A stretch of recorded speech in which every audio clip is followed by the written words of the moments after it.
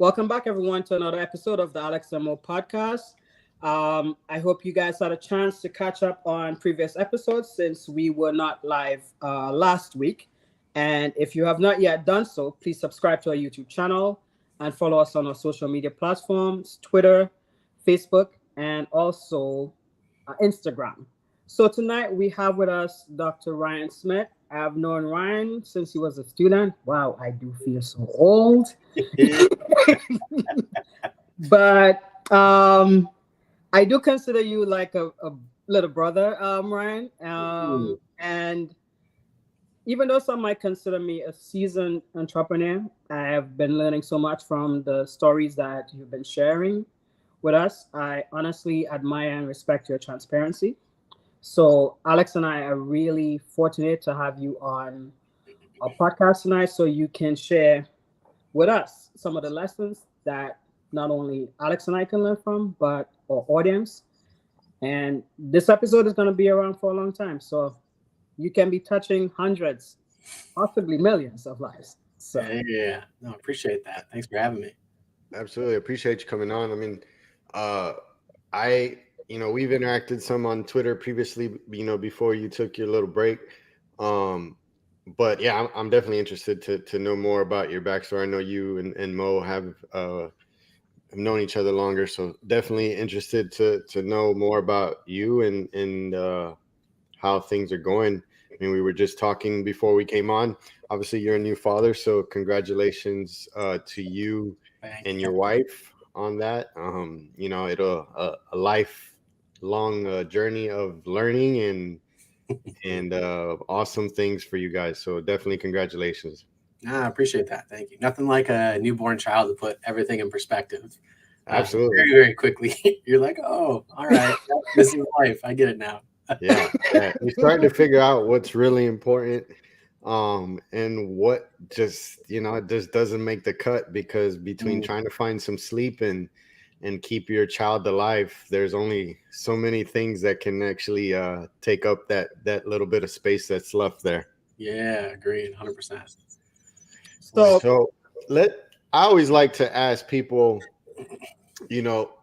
how did we get to where you are today, right? So Ryan, what about your background put you on to physical therapy? And then tell us about that route and how it's kind of evolved to where you are today.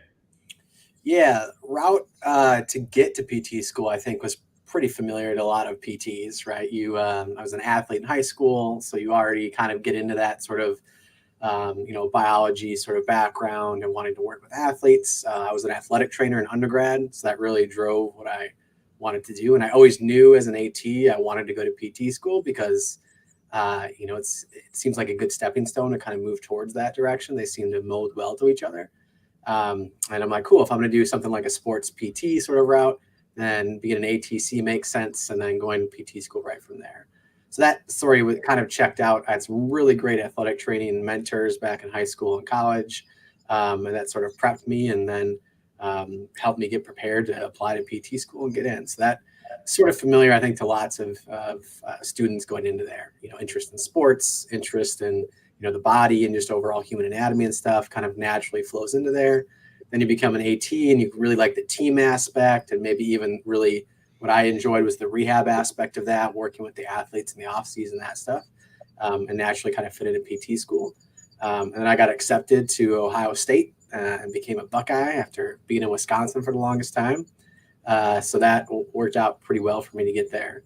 That fairly typical route in that standard. And then I think grad school is really when I got out of the Wisconsin bubble, I would say, and really out of comfort zones and stuff like that, and to experience a whole lot. And that's sort of where I met Mo, and via proxy, I would say via Sarah Hag and Sandy Hilton. So speaking of a little brother, they might see me almost more as a son. I don't know at this point. I did see how I don't want to age anybody here. We'll see what they have to say, a little brother or son in that regard. But I was with a clinical rotation with them at their women's clinic, or at Entropy back in Chicago when it was a clinic at that point. And I ended up doing a business internship with them. I reached out to them via Twitter at the time because I started getting really involved, where I kind of met all of y'all. And they're like, we have no idea what that means, but we'll take you on. And somehow we convinced Ohio State to say it was good. And I got to do basically, I think it was like 10 weeks of a business internship where I helped them recreate their website and do quote unquote business things. And that was mainly, I just got to listen to Sarah and Sandy talk every day. So I got amazing mentorship from those two. And then they introduced me to Mo and a host of other really, really great people. So fortunate that direction sort of led me to Mo, and largely just a lot of really, really great women entrepreneurs and women leaders. When I look back on it, the majority were women in the regards. Which might be unusual, but it really steered me towards working more postpartum and things along those lines. So PT school is really that, I think, opened me up to a lot. I got a lot of great mentorship from a lot of great women, which I think was maybe not always this typical standard in PT school. At the same time, you get into that regard of a PT school, like, oh, I don't like the system. I want to break healthcare. I don't like, doing in the mills, which is also probably really familiar. And so I really, really went down that route. I'm like, cool, I'm going to rebel against the whole thing. And it all opened up my own PT private practice, like the day after graduation, sort of in a CrossFit box. And that was sort of my like, okay, I'm going to do something different. I'm going to change healthcare, go into that. And that's sort of where I got to there. A quick detour in there was how I know Mo the best was CSM, I think 2015, back in San Antonio.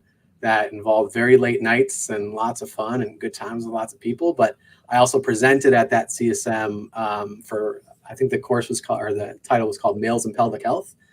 So it was me and another student who was with Sarah and Sandy, where, for lack of a better phrase, we just were two guys sort of riffing up there and what it was like to be involved in pelvic health care from a student perspective. And it was really cool because you don't usually get that opportunity to be a new speaker in CSM who has zero history, or I would argue we had zero authority to speak on the topic, other than we were interested. We were really trying to push towards that and got involved in it. So I still credit all the women, sort of, I think, entrepreneurs and mentors in my life to kind of put me towards postpartum. And then, really the postpartum care and working with women even now is really directed what I do on a daily basis on a population health level. And I'm an infinitely better PT being able to do that day in and day out from all that learning I got there. So that kind of got me up to a good point there of where we're at. And then with the entrepreneurial status was, from there, I ended up getting reached out to by Gene Shirakabrad to open up what is called Recharge. I know you guys are familiar with Gene. He is, everybody knows Gene in the PT profession to some degree. So Gene also, you could argue, is a rebel against the machine sort of thing and does a lot of stuff outside the box. He's like, it'd be crazy if you moved to Maryland and we just opened up like this sort of CrossFit PT clinic hybrid gym thing. And I said, sure. So I packed up my Buick and everything I owned and moved out to Maryland. And Gene, garnered some funding, and we opened up Recharge, I think, in May 2017. And that was a long, route to get all the way there. But that was sort of accumulated to what I'd argue most PTs is like, yeah, that's the dream. You have your own physical location. It's a gym, it's fitness facing. You get to treat patients and coach classes. Like, you're pretty much set. And I think that was sort of my mindset there for a while was, yeah, this is what I'll do for 60 years if they can do it. So I'll pause there because I went through a boatload, but I'm reminiscing a little bit in the back of my head of San Antonio Mo repeatedly. Alex wasn't there, but Alex was in Anaheim when we went. Okay.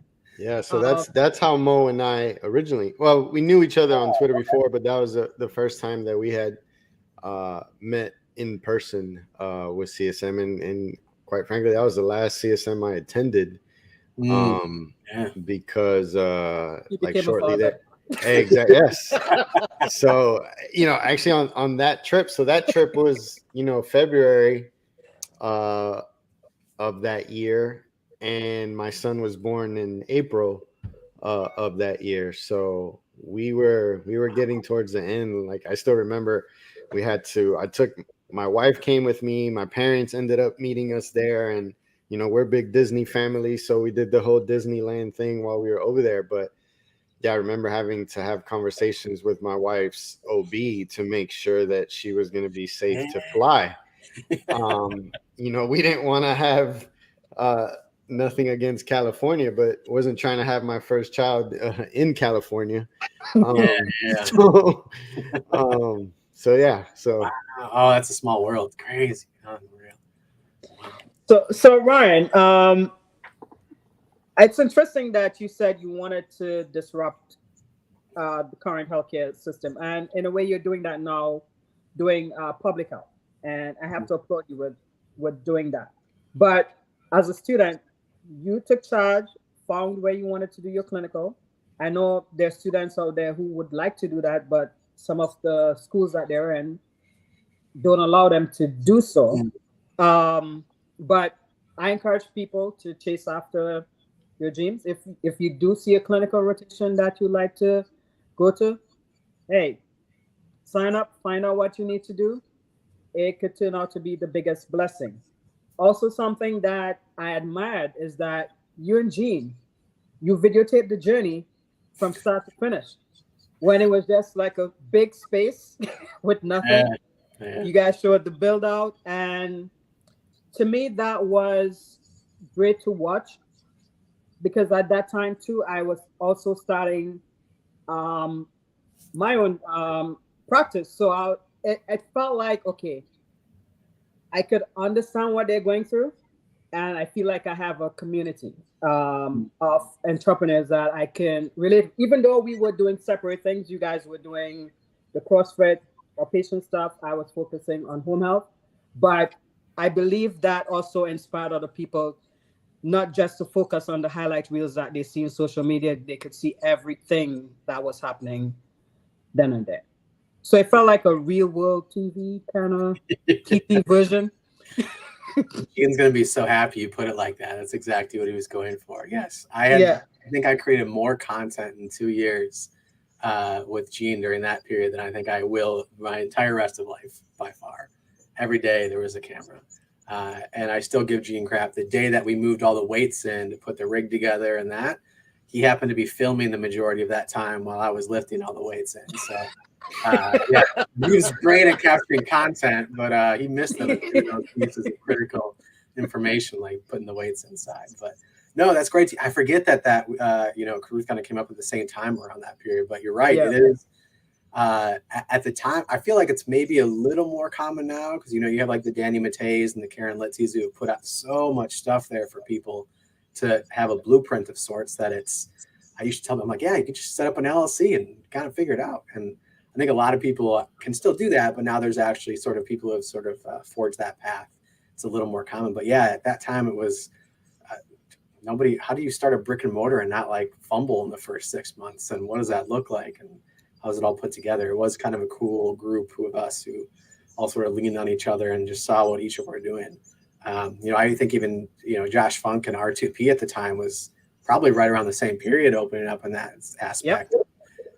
They've skyrocketed like crazy since that too. So it is neat to see how everybody kind of took a different sort of business route in their own niche or realm and are still cruising along. I think it speaks a lot to PTs get a lot of crap for not being good at business, but I see a lot of PTs who day in and day out are still there and have a business a year later, 5 years later, 8 years later. Like that's the hardest thing you can do. Most things fail pretty quickly. Well, I think that's a testament to like yourself and others like you who I would venture to say kind of blaze that trail for all the ones coming out now, because you came out with the mentality of I'm going to do this different, right? Like I'm going against the grain day one. And I think that when you did it, it was like, what is Ryan doing? Like, that's not your typical pattern. Like you're supposed to go work for a chain and you're supposed to go see 20 patients a day and all this kind of stuff, right? And now, we've mentioned on the show many times before, like we have our younger colleagues that are just coming out of the gate and they're saying, no, I'm not going to do that. I'm going to start my own cash-based practice, or I'm going to have my side hustle, working in the fitness realm and kind of mixing that in with the rehab world. So we're getting a lot more of these entrepreneurs And because of people like yourself and Karen and these other people that have kind of done this and kind of laid it out, you know, we're having more people doing it. And we're also having, from what it seems, a lot more people be successful at it. So that you are able to kind of carry on, you know, those different businesses and everybody kind to do their thing. Yeah, no, agreed. And to your student point, Mo, like if you get a lot of students listening to this, yeah, go and find clinicals. Like I had no business to be going to Entropy, and Sarah and Sandy had never heard of me, but you just reach out, and if you pass the sniff test, for most people, they're usually okay. And now, having taken students myself, I know the process to get set up with school isn't that bad, and it's usually a lot more work for the school to do it than the clinician, typically. So if you can facilitate that as a student and take all the obstacles out of the way and say, hey, I have somebody, there's still requirements, but I think that's an easy way. I will also give Ohio State a lot of credit. They had, what I did for them, that business one was called a capstone practicum, where it could be anything you wanted. It didn't have to fall into the 4 sort of categories of acute, outpatient, inpatient, et cetera. So I thought they did that incredibly well to give students a chance to do whatever they wanted, to kind of create their own capstone clinical for themselves. So kudos to the OSU for that. So I'm gonna just straight out ask, because you get the peanut gallery giving you comments like when you want to do something. So did people tell you, because we heard often not advise students to go right into business right after school, that they need the experience, they need to follow someone who's been in the field so that they could gain the do's and the don'ts of surviving a business. So did people, friends, family, professors, other students say to you like, Ryan, what the heck? You crazy? Oh, yeah, 100%. And I would like to say that it was the I used that as fuel and fought against it and I grew past it. And in reality, most of them were pretty right. Like in my first year, when I opened up my own practice, I was sort of out of a CrossFit box, kind of, but I had zero idea. I took whatever Jerry Durham threw on Twitter and put that in the business and stuff. Like I had zero idea what I was doing. I did way too much with the website. And I only made a living because I was bartending about 50% of my time and being a PT 50%. So I still would do it to this day, day one leaving school, because I enjoy what I did. I got to practice the way I wanted to, but I was not even making, I did not have a profitable business. I was just making enough money between bartending and PT to make it flow. So those people were actually right. Like I didn't have no business having a business, but it wasn't successful necessarily because I really didn't know what I was doing. But you get to learn really, really quickly. And if you can, I guess what I did take from them that they were probably wrong about is I was just willing to kind of eat it for a while and not make a lot of money or have some sort of level of sacrifice there, because I really didn't want the alternative. Until this day, my proudest moment as a PT is I have not done one single actual note in Epic or any documentation system since I was a student. And I like to hang my hat on that it's still true. I couldn't see myself doing that. And now I think it's more because I so enjoy the flexibility and adaptability of being sort of in that entrepreneurial role, that even if that means either less money or more sacrifice, commute, or some XYZ, you have to learn things, that ability, especially now as a dad, is just massive to have that. So yeah, there was definitely people who were like, what the heck are you doing? And to their credit, a lot of them were right. But you got to learn by making that mistake. And it led me to, eventually Gene and Recharge too, which is great. Well, I mean, first of all, like what you're doing now is you've acquired freedom. You've acquired freedom to do as you wish, when you wish, right? Which, as you will learn, is one of the most important and priceless things that you can have as a father, as a husband, right? Because you can't get this time back. Yeah. Right. Like my wife and I, like my oldest is 7, my youngest is 4. I don't it's a blur to me. Like, I don't feel like I have a 7-year-old, right? I was lucky enough that I was there for all of it. I've, when my wife was pregnant, I was every doctor's appointment. I was doing home health, but I had the flexibility because I had the freedom.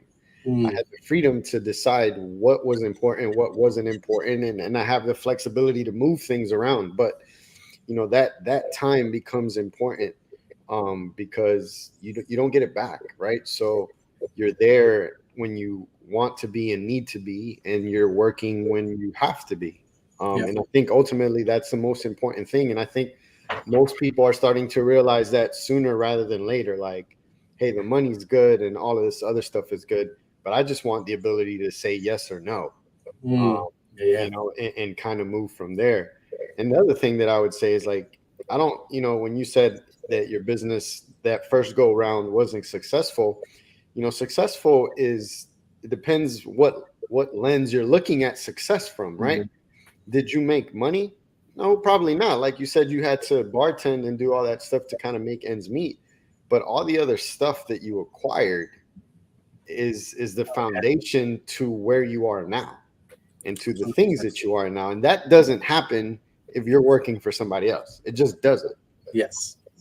So success is, definitely is how you look at it. And that's important for our viewers, students, people that are thinking about starting a business or whatever the case may be. Like, you got to get outside that comfort zone. Once you start getting outside that comfort zone, you're either going to take off or you're going to learn, right? Because your failures are just opportunities to learn and grow so that you continue to rise. But you can't do that in a place of comfort. And I'll say this right now, like, entrepreneurial business owners, that's not for everybody, and not everybody wants that, and that's 100% perfectly okay. Not everybody that walks out of a PT program needs to go open a business. Some people are perfectly fine going to work for one of the chains, or even somebody like yourself, Mo, or myself, and say, hey, I'm perfectly happy. This meets all of my needs. Everything that I want in life, I'm accomplishing. And kudos to those people. But you have the opportunity, especially in our profession, to do whatever it is that you want. The opportunity is there, and you just got to go out and take it. Yeah. Great. So the model that you foresaw as a student was mostly fitness based. Yeah, I think it was definitely a fitness sort of facing thing, really latching onto the gym or CrossFit or some aspect of that. Yeah. Okay, and I think that's around the time CrossFit became really popular as well too. Yeah, Yeah. Because I think I got into it when I was in grad school, and yes, and that too has skyrocketed since then. Okay, so you used what you loved basically to pursue along that lines. Now,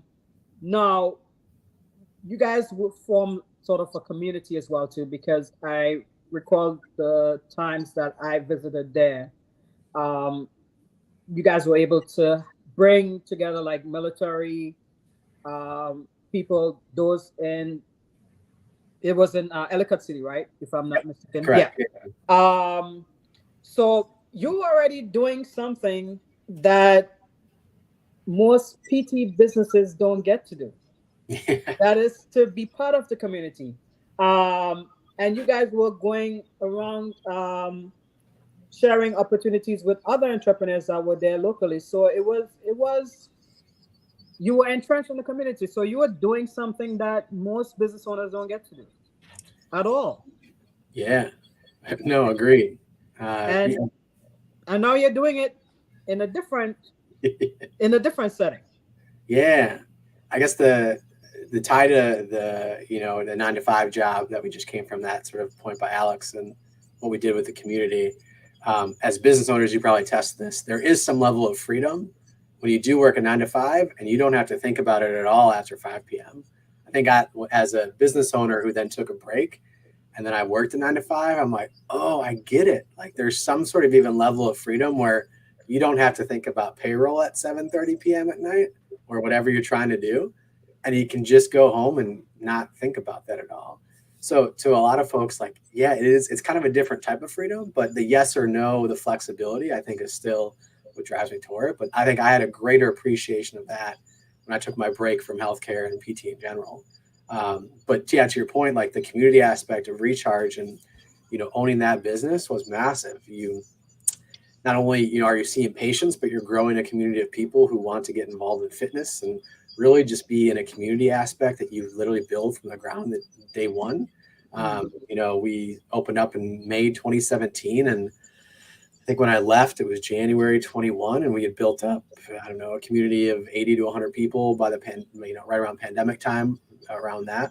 And it's just nuts. You get to know these people really intimately. You get a community of people who are willing to do a whole host of things outside of just working out. It's a very different feel than a traditional outpatient clinic, and I think it's a beauty of it, and the community aspect of it, and giving back to that, I think, was massive. So growing that and building it up was one of the biggest, joys I got from Recharge for that.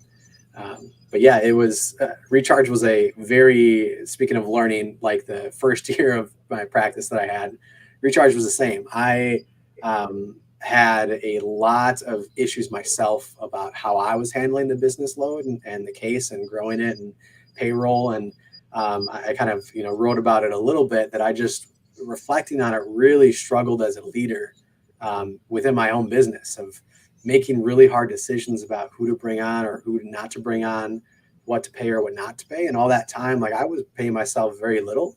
I was a Con Ed instructor for a while. And when that kind of fell away, it was solely reliant on the business. And all of a sudden I was like, oh, I either pay myself or the other people or not.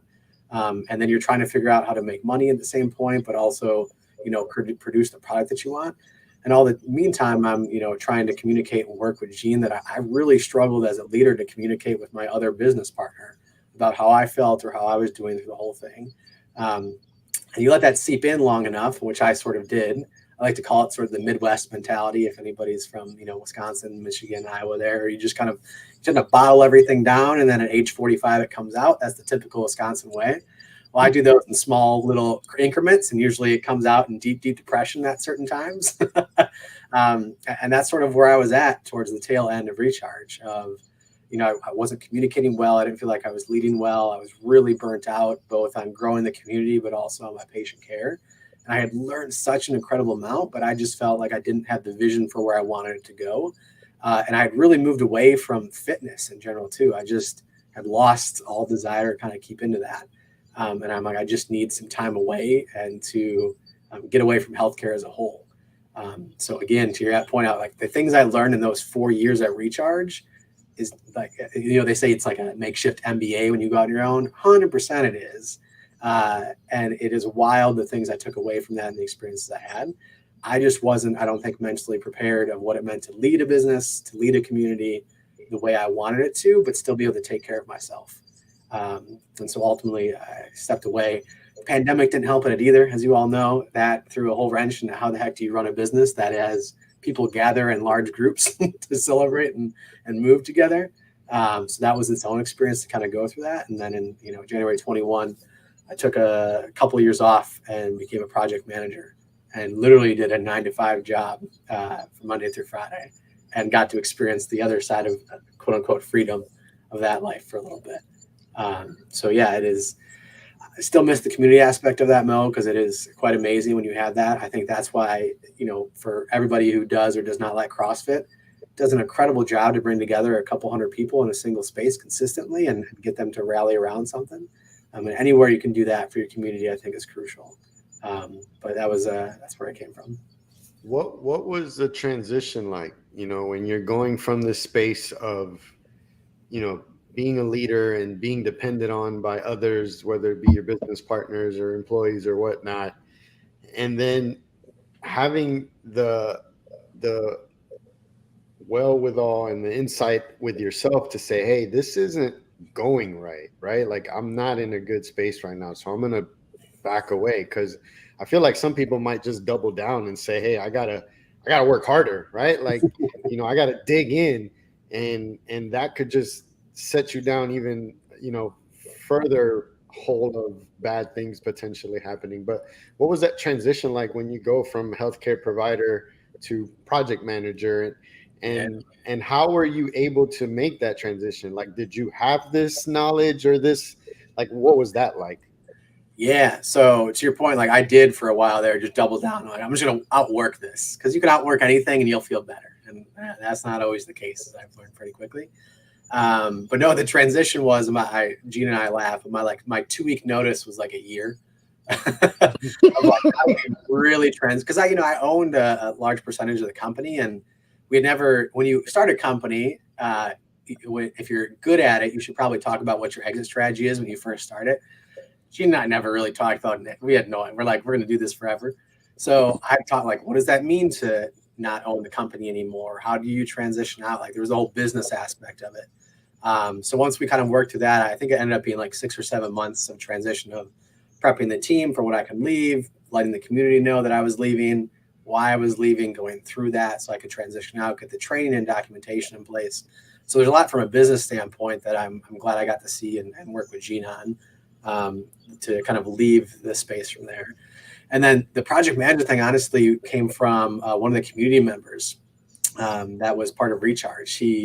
I told him I was leaving, and he's like, hey, I'll help facilitate, what you're looking to do. And, I'd kind of started working with a lot of software and Recharge to try to do projects and get things done and get really involved in operations.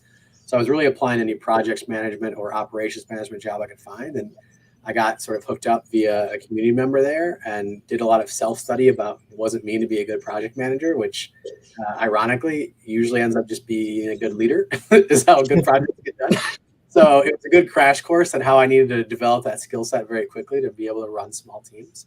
And I ended up working for a creative agency here in Baltimore for, I think it was a year and a half, maybe 2 years, where I got to learn all the ins and outs of graphic design and video editing and website creation and working a traditional 9-to-5 in an office, which 15-4 was the creative agency. It was a really, really great business that was pretty small here in Baltimore. That was awesome. So the transition was a lot of self-study, a lot of how the heck do you leave a business when you don't have an exit strategy? What does that look like? And then trying to both when you first start a business and you're kind of the face of it, because I did a majority of coaching, how you let a community know that you're leaving without, letting things just sort of fall apart. And then how you train your staff on it is key. So, Mo and Alex, I know you guys already have your exit strategies planned exactly to the T of how it's going to go one day. Well, I know I want to end up on a beach somewhere, but oh yeah, he's already been talking about that during the podcast. Not exactly sure when we'll get there, but we're still working on that. But yeah, no, I mean that's a good point. Like I think, a lot of people think about starting a business, having a business, right? But Father Time is undefeated. So eventually we all get to this point where you either do it on your own time or you're kind of forced out for whatever reason that may be. Yeah. And if you don't have a plan in place or things kind of in motion to help with that, it can be challenging, and it's not just simply like stepping out or transitioning out, but it's all the financial aspect and stress, right? Like, how am I valuing myself, my time within the business? But then what am I going to do outside of the business to maintain whatever level of comfort that you're trying to have, And then it's not always easy. It's a little easier when it's just you that you're responsible for. But once you have a spouse and kids and other people that are now depending on you, kind of gets a little tricky. So definitely something that I feel like not many of us business owners talk about, at least openly, to let people know, like, this needs to be on your radar just as much as starting the business and running the business. Well, definitely for me, I did not have an exit strategy when I started. I thought, hey, I could pass this on to the next generation of my family. But what if the next generation doesn't want to have anything to do with healthcare or physical therapy? Yeah. So you can't just assume or want to pass stuff off to people. Also, something that I've been learning a lot lately. Most of us start a business. We consider it our baby. And we tend to identify the success of the business with our values, and that will make you make desperate decisions.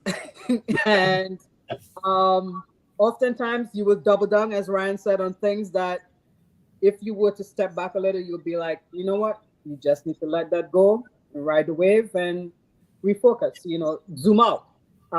And a lot of us struggle to do that because we become so passionate and intertwined with the business. But even if you start a business, try and find a way to not identify your worth with the success of the business, because as Ryan said, most businesses in the first year don't make money. What may seem like an overnight success to a lot of you might take 7 years to even build, maybe 5 years. So you never know. But yes, do have an exit strategy, whether it is to make enough money to make your company profitable so you could sell eventually and be on the beach smoking cigars and drinking. I don't know what Alex drink is, a little bit of everything. It don't really matter. If it is to pass it off to family members who may be interested in physical therapy or healthcare. But make sure you ask them. Don't assume that they're going to do that. But be able to separate yourself a business to if you're starting a business on your own. If your business relies solely on you, it's not a successful business because shit can happen. You can have a health scare. If you're not able to take a vacation and your business takes a hit, you have to be able to create something that can survive without you being directly involved. Yeah. So, yeah. Business lessons 101 for everybody listening. There it is. Yeah. I think Ryan, after the 9-to-5 project manager life, like what told you, okay, I'm ready to go back? Yeah. I wish it was like some sort of premonition or, I don't Florence Kendall coming down. Come back.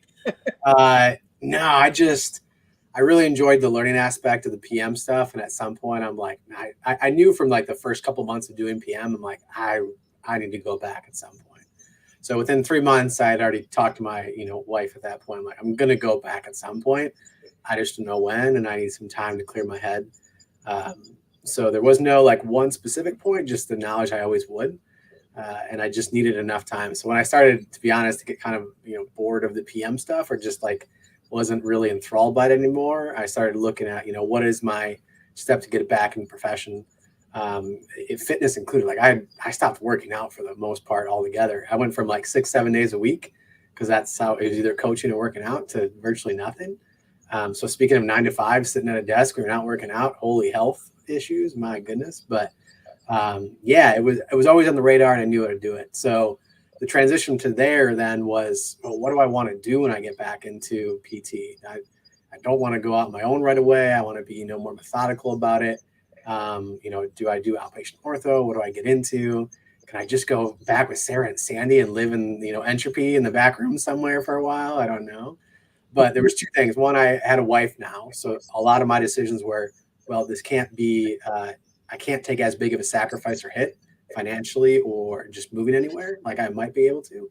And we want to build something in Baltimore together. And that was sort of our goal. So Mike Eisenhart came to mind as Allie Hartman over at Proactivity.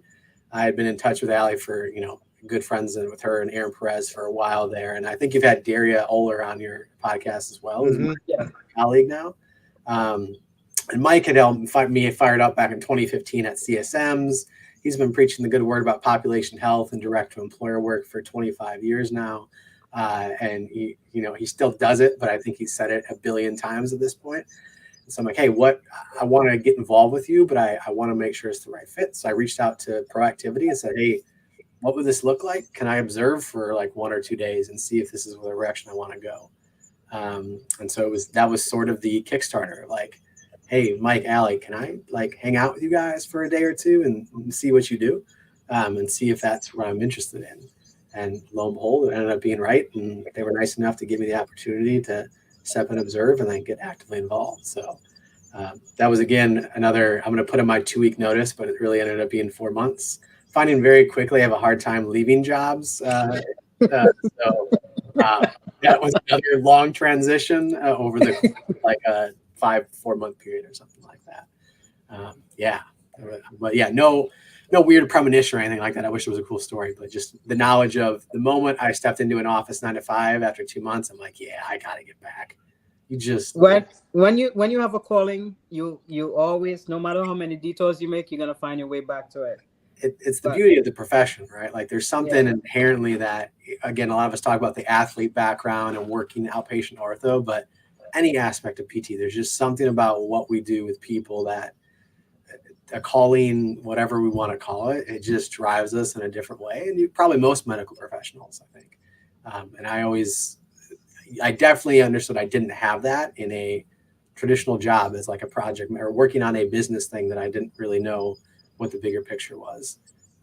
So anyhow. Yeah. Is your wife in healthcare? No, she's a professor at Loyola College here in Baltimore. Yeah, she's been a teacher her whole life. Yeah. That's awesome. A different kind of calling. Yeah.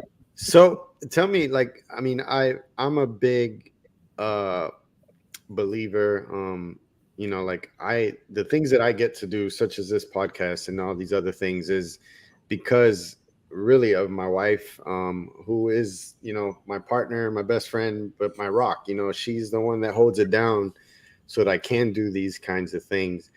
And you mentioned that during your transition, you went from being a single, individual or dating, whatever the case may be, but now you're married, and how that factors in. How has her support and factored into all these transitions that you've made and are continuing to make now, not only professionally, but, personally, with having a child and stuff like that? Yeah, I don't even know if you can really quantify it, but she as probably most of our, significant others or close friends do, know us better than we know ourselves. And she knew within 3 months as well, like, you need to leave that thing at some point. And especially about the year and a half mark, she's like, you need to get out. You need to go do what you were made to do. Like do something that excites you, get involved again. So she had always been prone of like, we'll sort of figure it out. Right? Like we need to make the decision together, which I think is probably the big difference that I was used to. I would usually just make the decision and figure it out later, versus now it's like, well, let's talk about this first and then figure out what the sacrifice is as a team, versus just when you're by yourself, you can kind of endure almost anything, but it's another to ask your significant other to do that, right, with you. But she was like, no, you need to go do something again in that same realm. I don't know what it is. But she was fully supportive of that. And she had her own transition too. She went from high school teaching to community college teaching for a while to now full professorship and going through. So we've had a good sort of back and forth that, I'll take the full-time job 9 to 5 for a while so you can transition and then back and forth. And that's worked out really well for us in that sense. And now we're in a position that both of us have a ton of flexibility with the kid, that we are able to support each other in those ways. I don't know if I would have been as methodical and slow about the transition in a good way to proactivity, and then being able to talk to proactivity and work with them at how I wanted to do things as well if I didn't have her here. And now we get to build something both in our community that, to your point, Mo, like rarely people get to do that I get to do now, and in a spot that we want to be for a long time. So I'm incredibly excited about that. You know what? I admire the growth, because you said as a business owner, you had trouble communicating with your business partner, but improved with your wife. So that's good. So in the future, if you do own a business again, I'm hoping that improved communication would carry over into if you have to communicate with a business partner or whomever. So that's good. Thank you. Yeah. Probably correlated. I met her towards the middle to end of Recharge, so maybe she's actually taught me over the course of a couple of years how to communicate. You were meant to open that business. Yeah. Classic.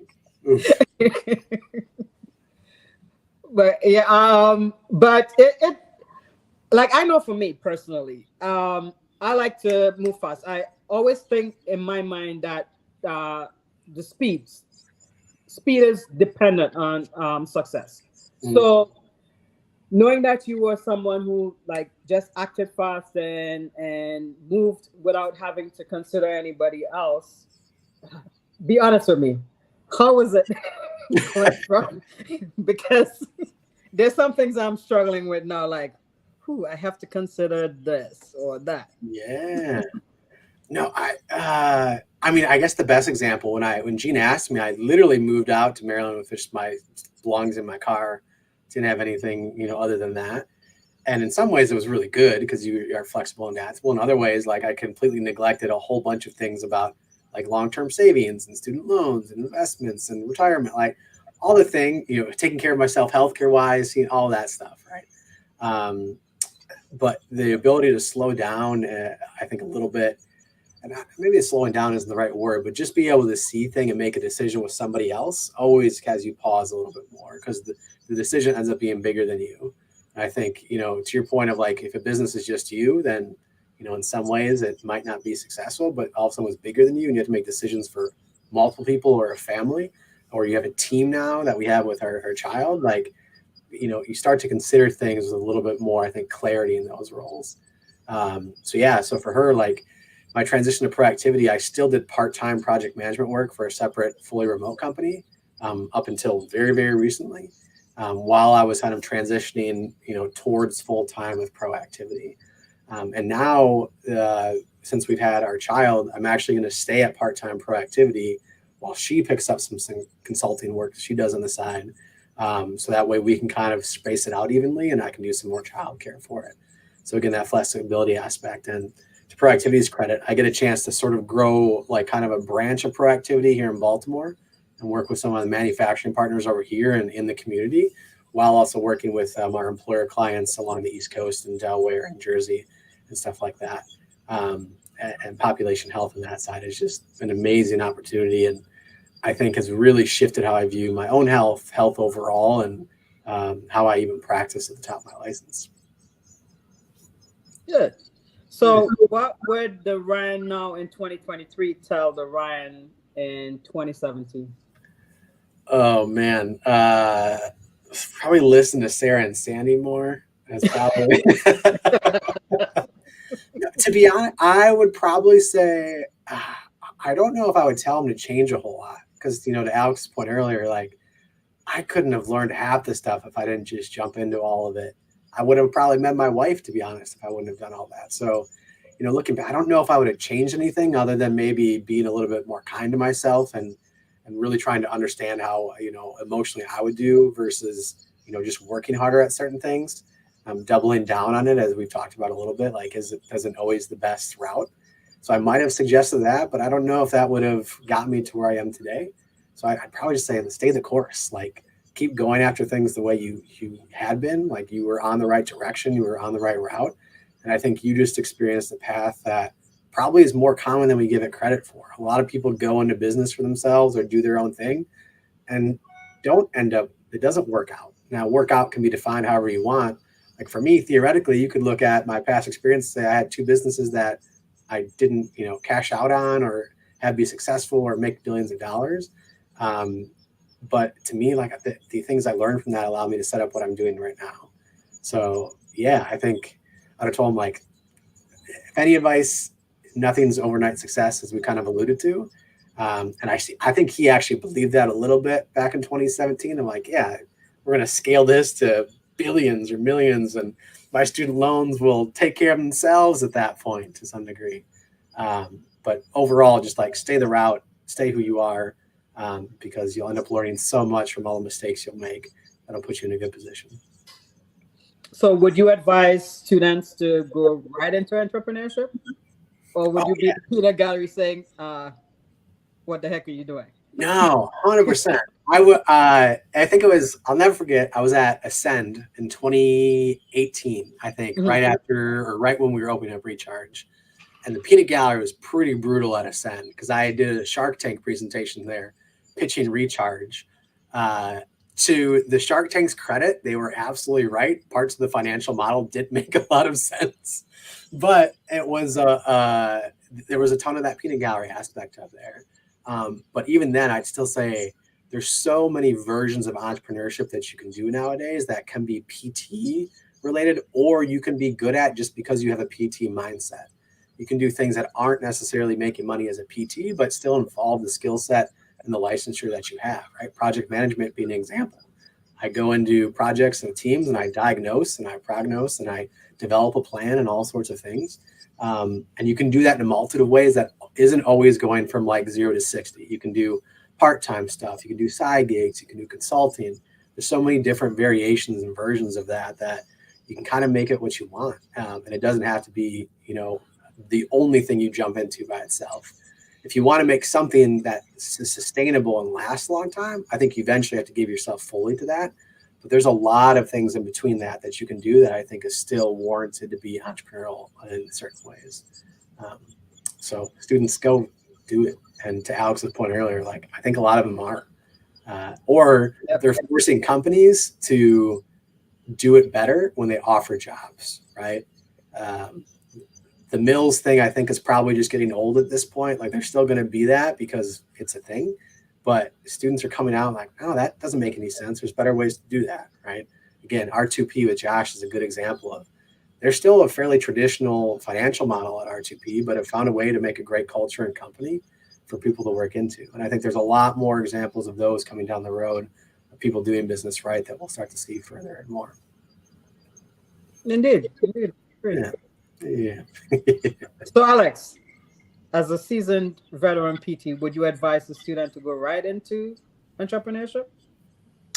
I think that each person has to kind of look at what it is that they want to accomplish, right? Because as I mentioned before, entrepreneurship is not for everybody, and it doesn't have to be, right? Like, again, I think that there's many PTs. I'm sure if we put a poll on Twitter or whatever social media platform, that if you work a 9 to 5, are you happy? Are you satisfied? And you're going to find a good amount of people that probably are, because what satisfaction is a little bit different to all of us.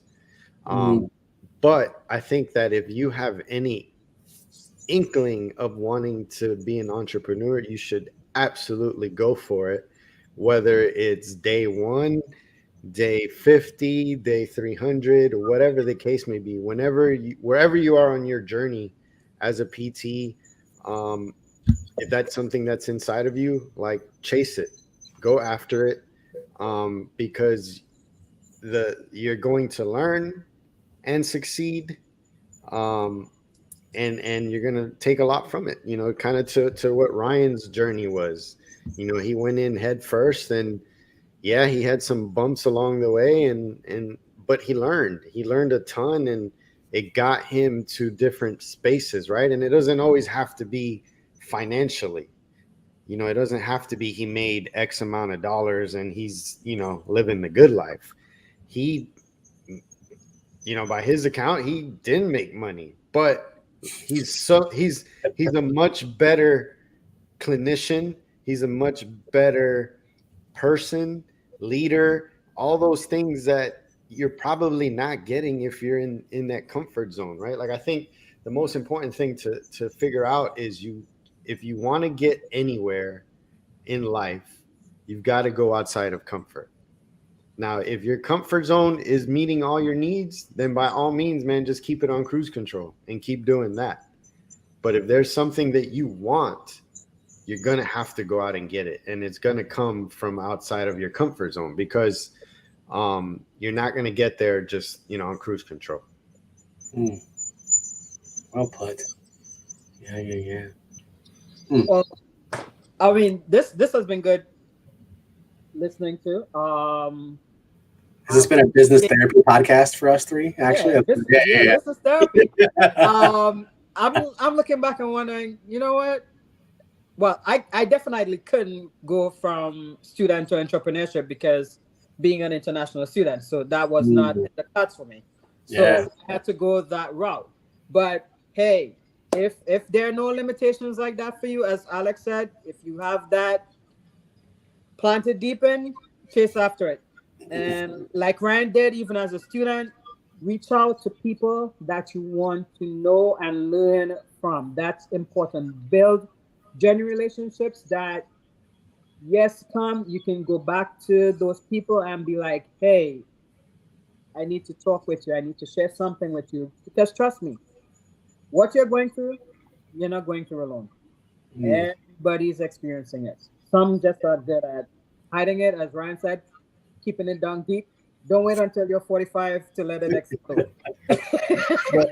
But Mo, you brought something up good. I mean, we talk about having the passion, the drive, and to do this, but you can't do it alone. So surrounding yourself with people that have done it, are doing it, is going to be key because, Ryan mentioned some names that at least we're all very familiar with. And if you've been anything on Twitter or any of the social media, is what I would call big players. Sandy, Sarah, Yep. Jerry, Gene, like those are people that have put themselves out there and said, we're going to do this our way and, come with us. All those individuals that Ryan has dealt with have been very open in helping others, right? So when you're around that kind of group of people, it's very easy, I feel, to just pick their brain and start figuring out what works, what doesn't work, and it's only going to elevate you. And then you can turn around and give it back. Ryan said he's had students. So how lucky are those students to have somebody like Ryan who can give them knowledge, not on the clinical side, but all these other experiences that he's had. But at the same time, he's also learned how to be able to give back, right? Because he got from them, and so it's all a give and take, and if we surround ourselves with good people, I feel like it makes us good people, and then we can return that in favor to those around us. Yeah, that's a good point. Actually, thinking of it now, I forget how many students I had in that 4 years, but I want to say 3 or 4 of them now have their own private practices to some degree, or gym ownership, which is always mind-boggling to me. Whether I taught them how to do it right or they saw everything that I was doing wrong, whatever they took from that, that's all that matters. But you're right. Yeah, you start to see examples of people who have done it and learn from them. Like, that's all that matters. And a lot of those students reached out to me and said, hey, like, I just want to do whatever I can at Recharge. I'm like, sweet, hook me up with your school and we'll sort of figure it out. So yeah, continually reach out, learn, and show examples of, just amazing things we can do with our PT license and as a profession, which is still vastly underrated, I'd argue, in the scope of what people can go out and learn to do. So Ryan, how can people find you on social media to reach out to you? Yeah, I'm back on Twitter again, which is weird. It's gotten weird. Yeah. Oh, man. But it's Ryan Smith DPT is my handle on Twitter. That's probably where I'm most lurking nowadays, not as active. I'm actually probably more active in a group called the APHPT, or Applied Prevention Health Promotion Therapist, through Productivity. So I run a Con Ed course there with Allie, and actively involved in just trying to get PTs to see a different way to care, or a fundamental different way to care at the population health level, and kind of see what they can do for individuals, groups, or even employers at that point. So you can reach out to me, Ryan Smith DPT at Twitter, or rsmith@productivity.com, email or something along those lines, which is great. Or if you're ever in Baltimore, hit me up. We'll go to Canyon Yards, show you around the city. It's a great space. Are you an Orioles fan now? Technically, I'm a Brewers fan from Wisconsin, but I'm definitely on the old bandwagon this year, where never won the AL East and not be a fan. Well, yes, I do have to experience Camden Yards, so maybe I'll catch a game soon. We're not going to talk about football because I don't want to get Alex started. So listen, Mo. Listen, Mo. So, Cowboys got Trey Lance now, and they're going to the Super Bowl, baby. Hey, listen, Trey, Trey's our lottery ticket. Trey's our lottery ticket. We may hit, we may not, but yeah. He says that every year. That Dak's still my quarterback, so I'm good. That's my man. But Ryan, man, really do appreciate your time, bud. Yeah, likewise. Awesome spending time with you, getting to learn about your journey, man. And I hope that our viewers were able to take some good stuff from it. Again, congratulations to you and your wife, man, and cheers to all of you guys. And if there's ever anything that Mo and I can do to help in any way, please don't hesitate to reach out, my friend. Yeah, no, thank you for creating a solid community and tribe here in its own self at the AlexAndMo Podcast, which has a great ring to it, by the way. It's really solid. So no, No, we do all right. We do all right. It's got to be like little AlexAndMo. In business, you have to really like the person that you're in business with, right? I think it's got to be an AlexAndMo CSM reunion of some sort at some point. We'll have to figure something out. Not Boston, though. Not Boston. No. It's got to be warm. February? What are you talking about? Beautiful at that time of year. No.